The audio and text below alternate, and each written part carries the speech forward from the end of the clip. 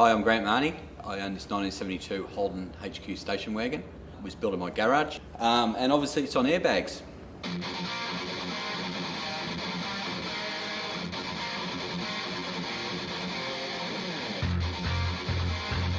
I've had it for about 2.5 years. It came out of an old lady's house in Reservoir. It was in the backyard rusting away, so it was only really a chassis when I got it. Dragged it home, pulled it down in the garage and started building it.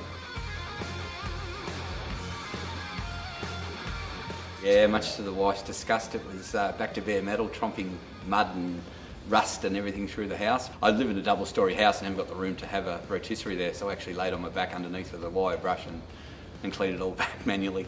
The engine bay was sort of an Easter. I made a whole lot of the templates and stuff out of cardboard and then Cleco pinned them in, then cut up the metal and went out to the gum tree at the front and bent the curves and the fabrication around the gum tree at the front. I got a bit out of control actually. I just wanted a really cool wagon to cruise around with the boys in.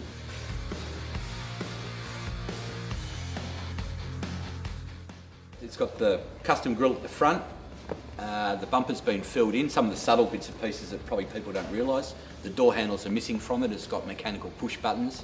Being mechanical push buttons means that they're still legal to use on the street, not being electronic.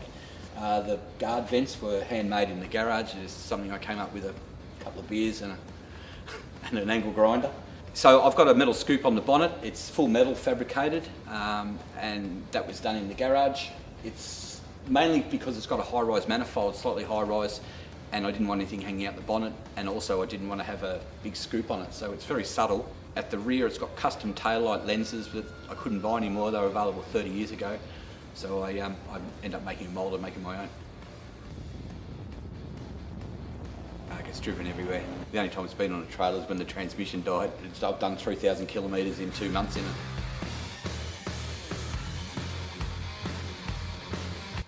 Well, the interior is full modified. It's a WB dash in the HQ, so it's had the inserts filled out, and the dash panel is a custom dash panel with Speed Hut GPS gauges and special order matching gauges for the US.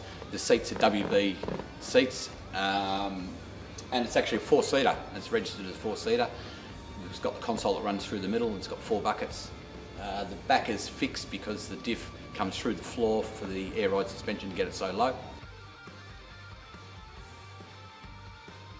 The engine is a 350 ZZ4 crate engine. It's a Camaro engine. Basically it's stock.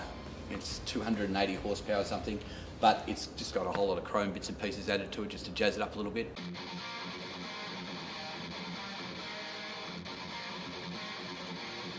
The mule's a bit of a laugh. That was from my childhood, the old football, meat pies, kangaroos and Holden cars, Holden advert back in the 70s.